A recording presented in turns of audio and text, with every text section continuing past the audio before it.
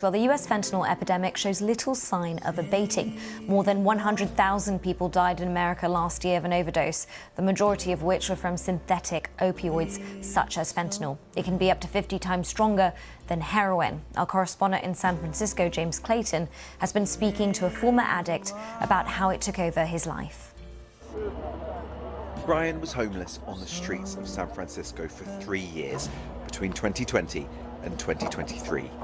There's someone actually doing fentanyl right there. Oh yeah, you're gonna see that. Like, people don't give a This is his account of what life is like, homeless and addicted to fentanyl.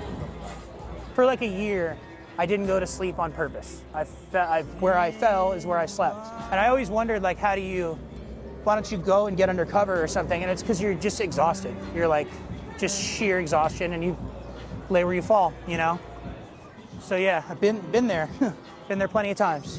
It's an all-encompassing desire. Like, it's a 24-hour-a-day job. All you're doing is acquiring money to make sure you still have dope. Because even when you run out, like, obviously withdrawals are looming. Like, they're gonna come in a matter of hours.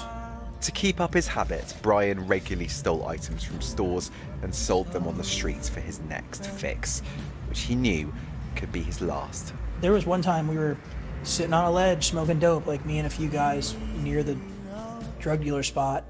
And there was a guy like laying down on the ground, kind of watching him, but he wasn't moving, but people laying on the ground sleeping all over the place in that area, you know?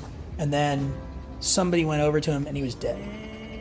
And that's just regular Tuesday morning or whatever.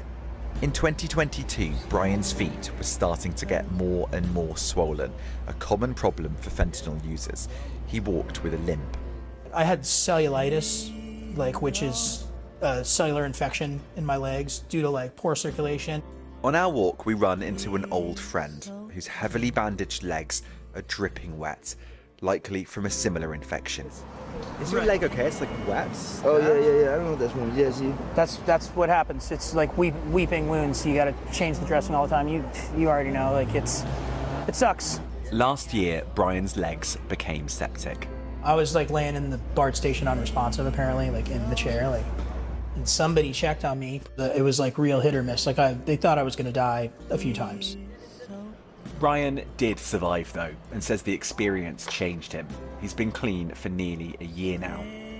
You definitely regain or even grow a greater appreciation for little, small pleasures. Like the sound of skateboard wheels on the concrete, rather than just, I couldn't enjoy anything if it wasn't, fentanyl was the first concern. Brian could consider himself lucky. During the period that he was on the streets, from November 2020 to April 2023, 1,683 people died in San Francisco due to a drugs overdose, most of them from synthetic opioids like fentanyl.